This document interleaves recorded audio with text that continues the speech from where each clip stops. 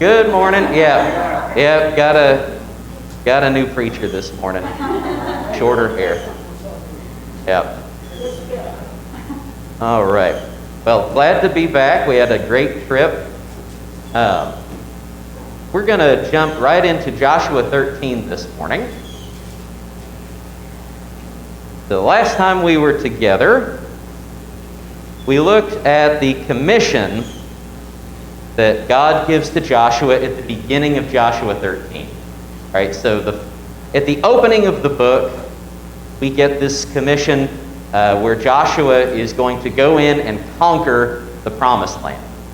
And here, that commission is replaced in a way. In fact, that commission is brought to a close. And God gives Joshua a new task. Right? He says, "You're old and advanced in years. There remains yet very much land to possess. This is the land that yet remains, all the region of the Philistines, all those of the Geshurites, from the Shihor, which is east of Egypt, northward to the boundary of Ekron. It is counted as Canaanite. There are 5 rulers of the Philistines, those of Gaza, Ashdod, Ashkelon, Gath, and Ekron, and those of the Avim in the south, all the land of the Canaanites, and the Mearah that belongs to the Sidonians, to Aphek, to the boundary of the Amorites, and the land of the Gebalites, and all Lebanon, toward the sunrise, from Baal-Gad, below Mount Hermon, to Lebo-Hamat. All the inhabitants of the hill country, from Lebanon to Mizrapoth-Maim, even all the Sidonians." All right, so that's a lot of territory left out. Those are a lot of people that are left unconquered. And God tells Joshua, "I myself will drive them out from before the people of Israel." So this is no longer Joshua's job. Joshua's job now therefore divide this land for an inheritance to the 9 tribes and half the tribe of Manasseh.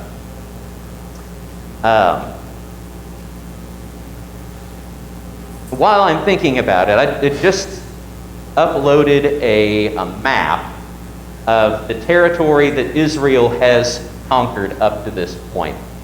So, remember, if you go to, let me find it, if you go to the website, 14avcoc.org, up along the top, click Online Resources. I'm going to abbreviate this for time. Click Online Resources, then Bible class handouts.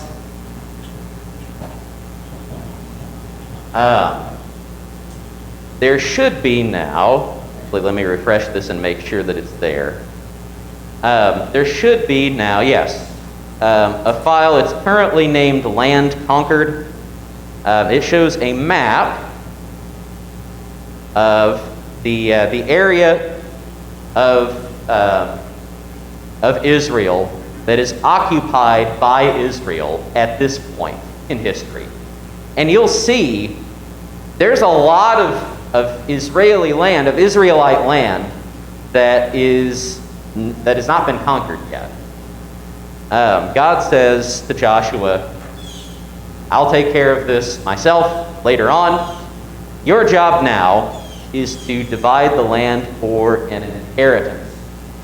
And so that brings us to the second half of the book of Joshua. So the first half of the book has been all of this warfare, the conquering of the land.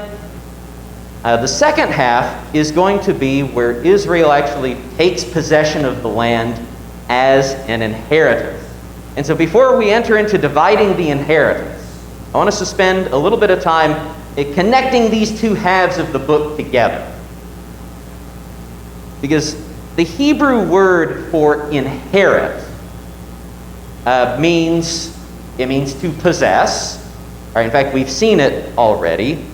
Let's see. At the beginning of the chapter, when the Lord said to Joshua, "You're old and advanced in years.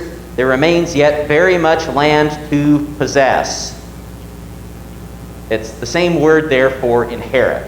Right? So whenever the Scripture talks about Israel's inheritance, about its possession. Those are interchangeable words. But here's a really interesting thing. That same word in Hebrew also means to dispossess. Right? We've got a few words like this in English where the word can mean one thing and can also mean the exact opposite of that. Right? This is an instance of that in Hebrew.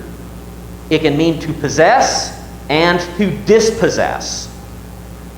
And this tells us something about the meaning and the process of Israel's inheritance of the land. Because remember how inheritance works in antiquity. So if you've been around for some of our studies in the Old Testament, especially our Law of Moses class, I've talked about this a lot. Who is responsible for giving the nations their inheritance? Right, so in the ancient world, you've got all of these nations occupying certain territories over the ancient world, and who's responsible for giving them that territory?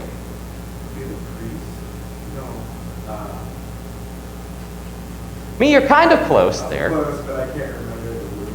So one of the things that we read, let's go back to Deuteronomy chapter 32, in one of the songs of Moses.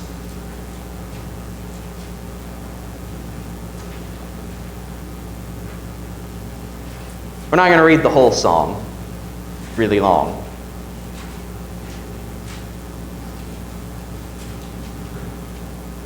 Deuteronomy 32:8.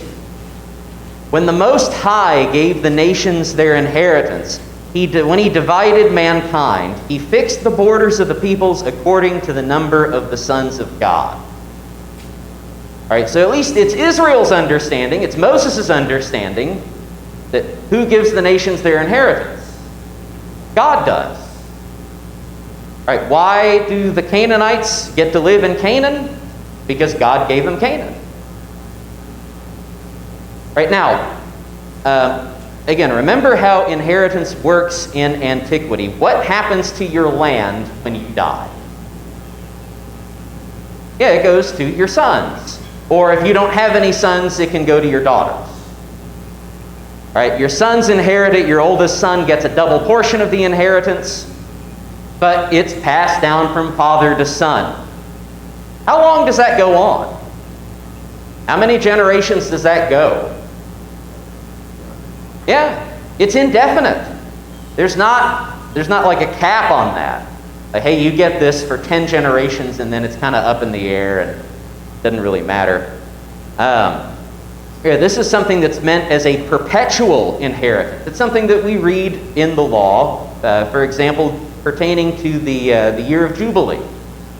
Right? Part of the purpose of the year of Jubilee is to make sure that if there have been any land sales in Israel over the course of 50 years, that land reverts back to the family that originally owned it. Again, that happens every 50 years, or at least it's supposed to. So that every family in Israel will always have something. Right? Even if things go bad for them, even if things go south, they will have an inheritance. They'll have a place to live. They'll have something to leave behind to their kids. And this is meant for a perpetual inheritance. So before somebody can possess a territory, the first owner must be dispossessed of it. That's the way that we find things working in antiquity. Again, just selling the land is not sufficient, at least in an Israelite context. Right? You sell the land and it's not gone forever. It comes back eventually. All right, so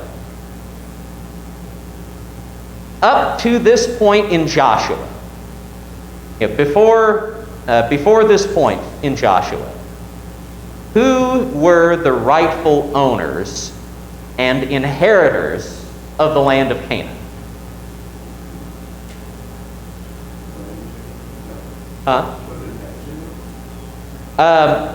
Well, up to this point. All right, so has Benjamin been given an inheritance yet that we have read about? No. Has any tribe of Israel been given an inheritance yet? Technically, a couple of them have. that we'll read about again, remember on the east side of the Jordan, the tribe of Reuben, the tribe of Gad, and the half-tribe of Manasseh, they have already received their inheritance. But none of the rest of Israel has yet. That's what we're about to read. So who owned all of that land? It's the Canaanites. They are the rightful owners and inheritors of Canaan up to that point. It's the nations. All right, the 6 or 7 nations that we read about in those lists all of the time. The Canaanites, the Hivites, the Amorites, the Jebusites, etc. They are the rightful owners and inheritors of the land. It's essential that we understand this point, and that we work out exactly how and why Israel comes to inherit this land. Because I think sometimes we get this notion in our head about what's going on in Joshua. That is, it gives us the wrong picture of things. So let's come to a right picture of things. From what we know of the Old Testament, does God give land? Does God give an inheritance conditionally or unconditionally? Right, we said he gives it perpetually, right? So the land will keep coming back. If you sell it away, it's supposed to come back to you. It's supposed to be indefinite. But is that arrangement unconditional? Like it'll happen no matter what? Or is it conditioned on something? It is conditional. What's the condition as far as Israel's concerned? Yeah, they have to stay faithful. Obedience to the law.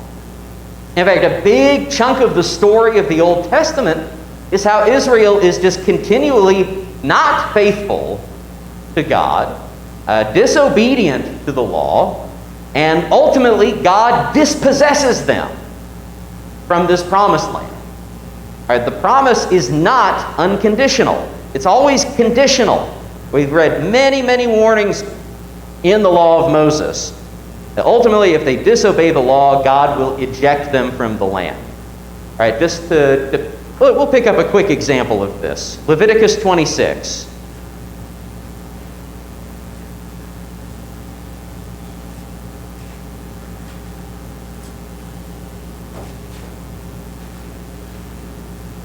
Leviticus 26, this is a long section with blessings for obedience to the law and curses for disobedience. And the curses section is considerably longer than the blessing section. God really lays it on them thick. But we're going to focus on just one part of the curse.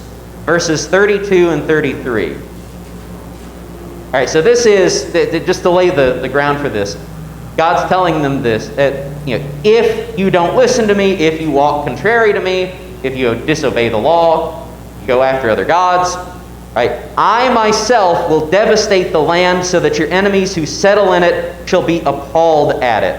And I will scatter you among the nations, and I will unsheathe the sword after you. And your land shall become a desolation, and your cities shall be waste. All right, just a quick example of that principle that we're talking about. And Israel, again, has known this from the very beginning. Excuse me. That they will be driven out of the land. They will no longer have a possession for themselves. God will decimate them. Now, here's what's going on in the book of Joshua. The story of the conquest, so that first half of the book of Joshua that we just finished reading over the last several weeks. The story of the conquest is how this principle holds true for all the nations. Now, this is not just something that applies to Israel, although what we just read in Leviticus is directed at Israel specifically. This is a principle that holds true for all the nations. And this is the reason why Israel gains the promised land. All right, so again, there's this false image that we can get in our heads about the conquest.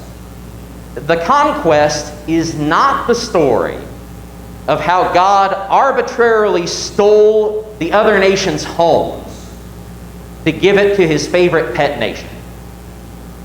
Right? And sometimes we treat it that way. Right? Like God takes this land just for no reason, just because he likes Israel.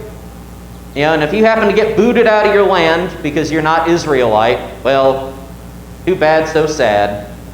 Suck it up, buttercup, you're going somewhere else. Or if you're going to die, right, as we've seen play out in the book of Joshua. God likes Israel, he doesn't like you.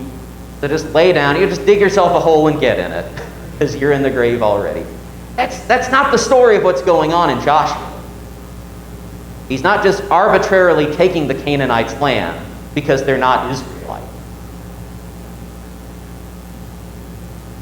The story of the conquest is God's judgment on the nations. And it coincides with his blessing of Israel. Right? He's essentially killing two birds with one stone.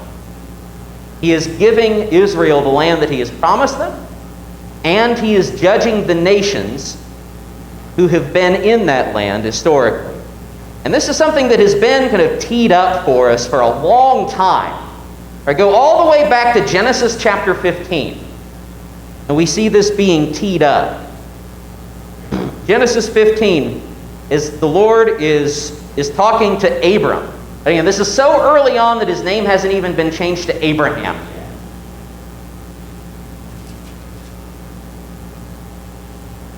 Way, way back in Israel's prehistory. We'll start in verse 12, Genesis 15:12.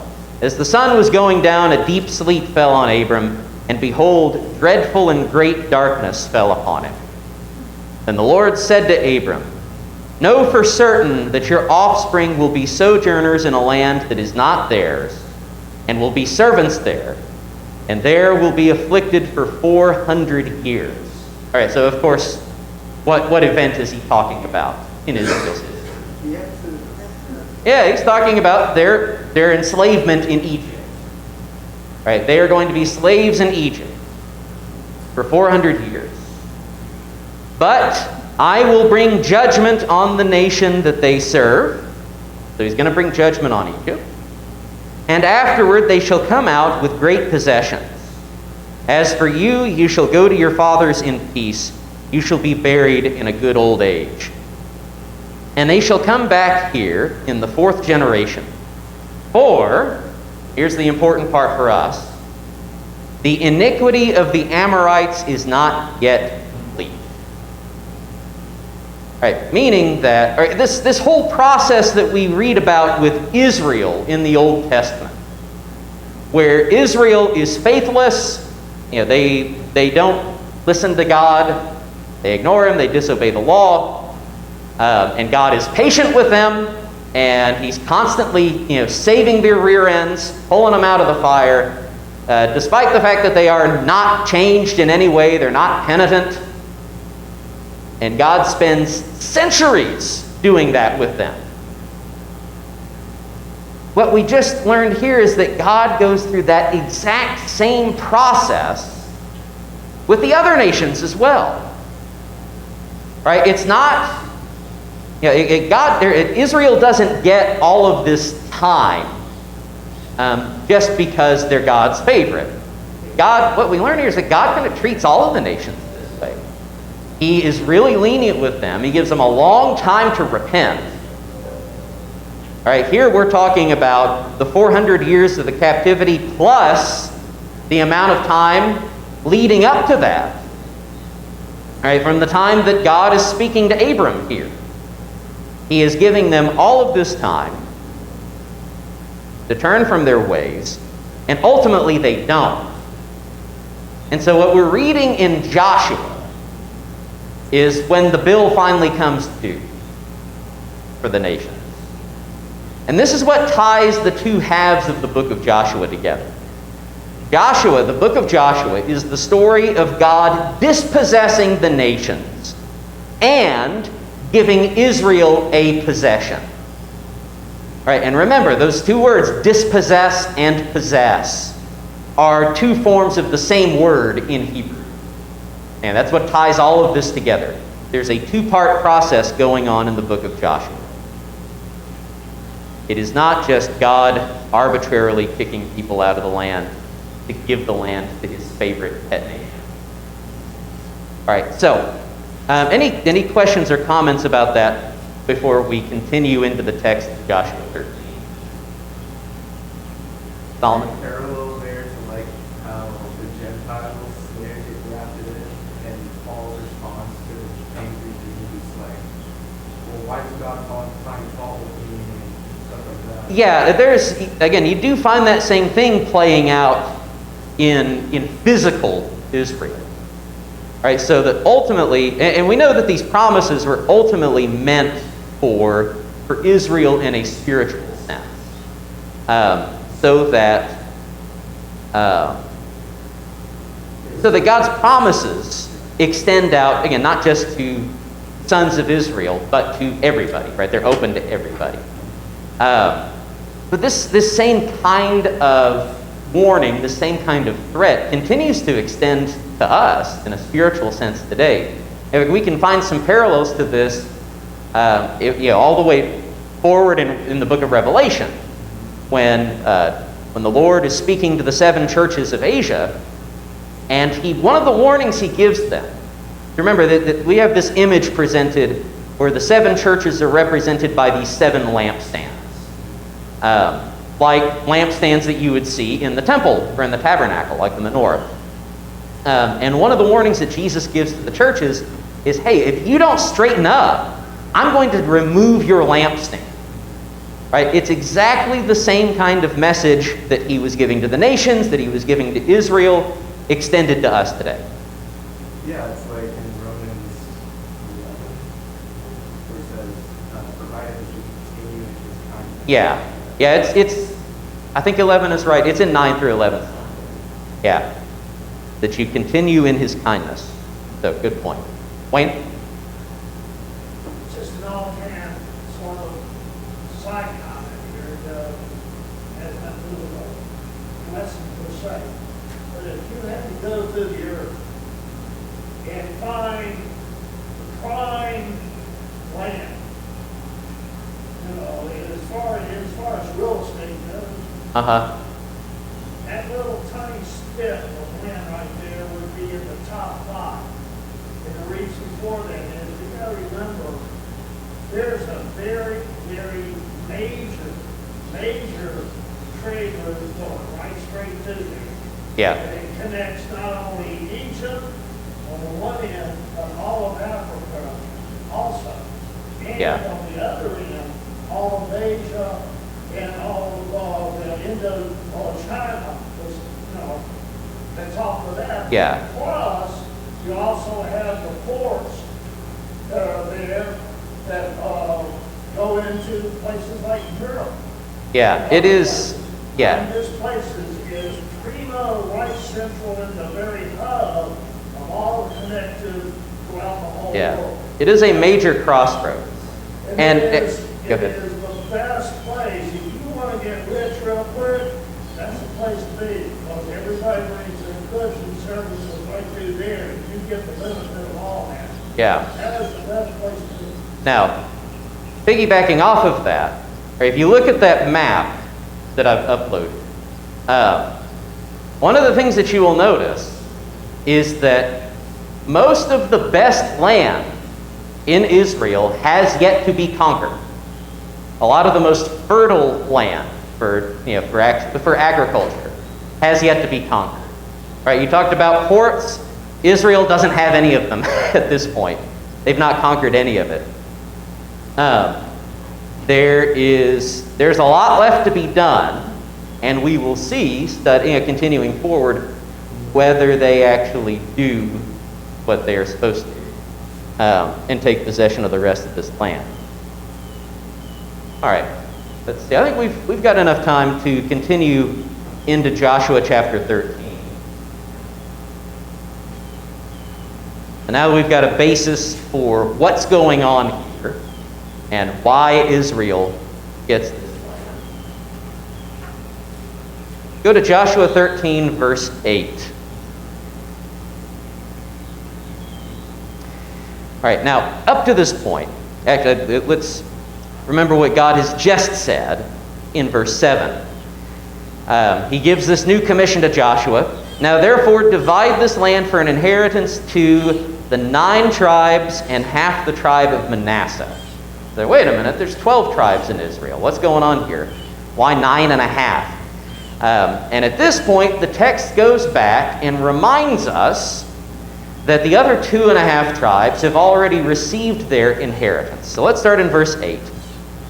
With the other half of the tribe of Manasseh, the Reubenites and the Gadites received their inheritance, which Moses gave them, beyond the Jordan eastward, as Moses, the servant of the Lord, gave them.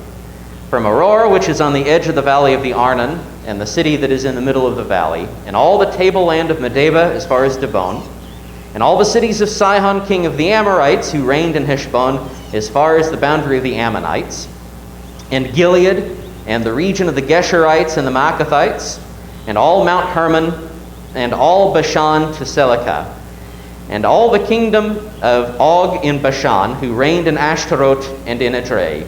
He alone was left of the remnant of the Rephaim. These Moses had struck and driven out. Yet the people of Israel did not drive out the Geshurites or the Maacathites, but Gesher and Maacat dwell in the midst of Israel to this day.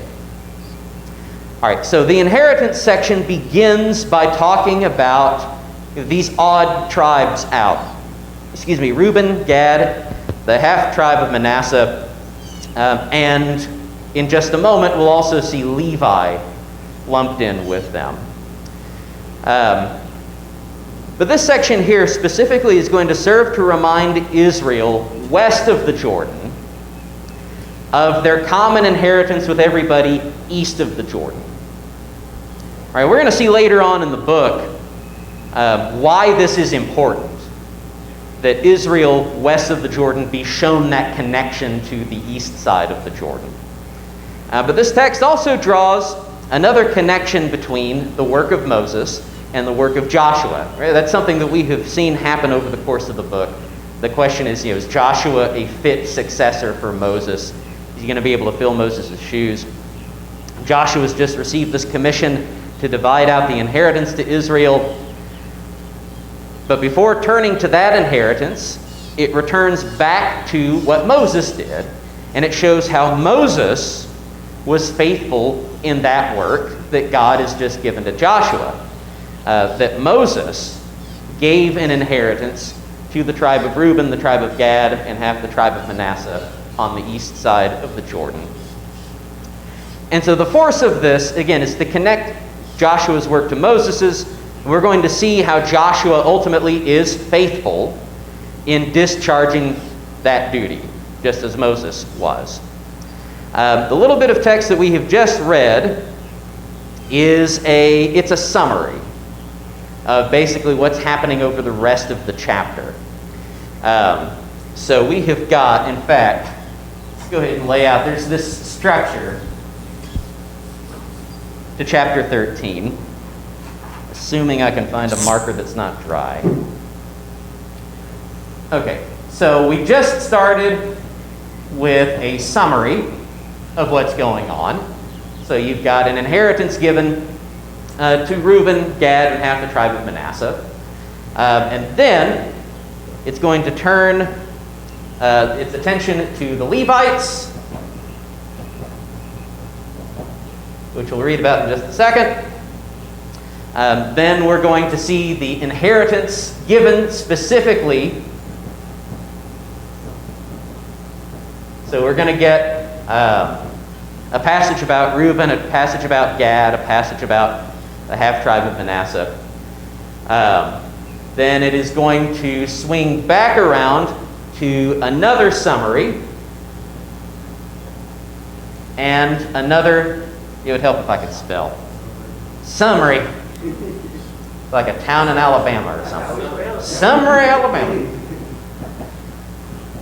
Another summary statement and another little statement about the Levites. All right, so the center of this is the 2.5 tribes getting their inheritance. That's the focal point of this.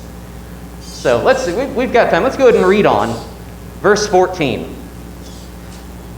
To the tribe of Levi alone Moses gave no inheritance. The offerings by fire to the Lord God of Israel are their inheritance, as he said to him.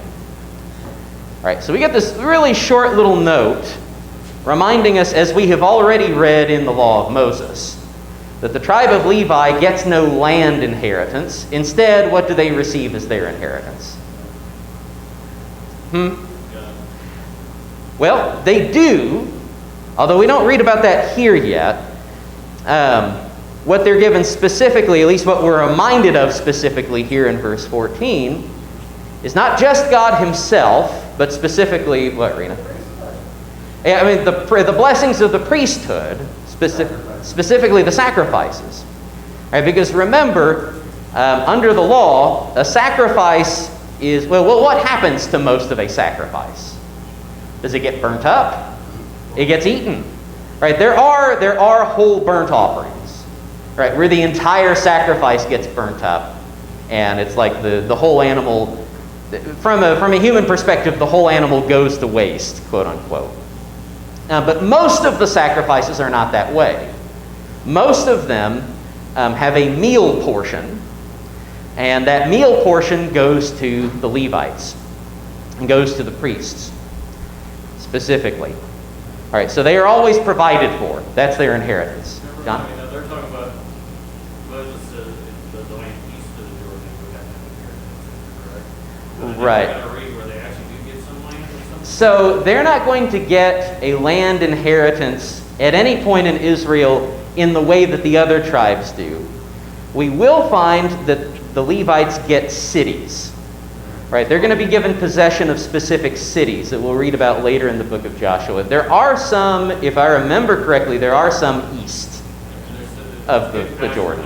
So that they're actually raising They have the up land to support the city. Right, but they're Yeah. also raising up their sacrifice of the animal that they're going to sacrifice. Is that correct? Yes. Yeah, the ones that they would offer for themselves. Yeah. So, good point. All right, so this is something, again, we're reminded of in the law of Moses, that Levi gets the offerings by fire. Let's see. We're pretty close to the end here. I tell you, let's go ahead and at least get the next part of the text under our belts before we finish today. We might have to return to this next week. Joshua 13, verse 15. And Moses gave an inheritance to the tribe of the people of Reuben according to their clans. So their territory was from Aurora, which is on the edge of the valley of the Arnon, and the city that is in the middle of the valley, and all the tableland by Medeba, with Heshbon and all its cities that are in the tableland, Dibon and Bamoth Baal and Beth Baal Meon and Yahaz and Kedemot and Mapaat and Kiriataim and Sibma and Zeret Shahar in the hill of the valley, and Bet Peor and the slopes of Pisgah, and Bet Yeshemot, that is all the cities of the tableland, and all the kingdom of Sihon, king of the Amorites, who reigned in Heshbon, whom Moses defeated with the leaders of Midian, Evi and Rechem and Zur and Hur and Reba, and the princes of Sidon who lived in the land. Balaam also, the son of Beor, the one who practiced divination, was killed with the sword by the people of Israel among the rest of their slain. And the border of the people of Reuben was the Jordan as a boundary. This was the inheritance of the people of Reuben, according to their clans, with their cities and villages. All right, now as we go through this, I know this is kind of like reading genealogies sometime, where it can be easy for our eyes to glaze over as we're reading all these Hebrew names that we have no idea like what they're about, what they mean, where they're at. They're not important to us at all. We're going to try to give some sense to all of this, like we do with the genealogies, right? They are there for a reason, and there's something fruitful for us to get out of them. This description of Reuben's territory is the longest in this section. And we'll get a separate description for Gad and for the half-tribe of Manasseh. The short of it is that the tribe of Reuben inhabits the territory formerly held by the Amorites under King Sihon, which we read about in the book of Numbers. All right, Israel goes to war with King Sihon and defeats him while they are still wandering in the wilderness. This territory that Reuben takes includes Beth Peor. This is going to be the last note that we make today. We'll pick up next week. Beth Peor was already an infamous site in Israel's history. Because the text kind of mentions what happens there. Does anybody remember what happens at Beth Peor? What Israel does at Beth Peor? It's connected to Balaam. I'll give you that hint. So, yeah, that happens beforehand, where Balaam tries to curse Israel, and God won't let him curse Israel. There's something that happens after that. Do you remember, Rita? Was it a site for idol worship? It was, yes. This is where Balaam incited the women of the land to seduce the sons of Israel to worship Baal Peor. All right, you should remember that Baal is not a formal name, but a title. Right? The word Baal means Lord.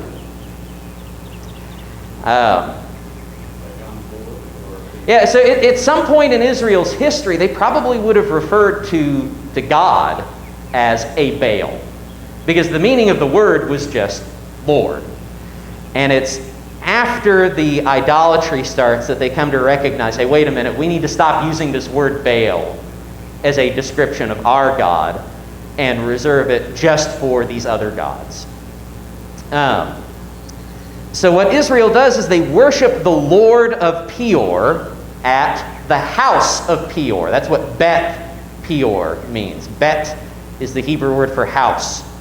Now, if you look at the other place names here in Reuben's list, what you see is that Beth Peor is not the only house in Reuben's territory.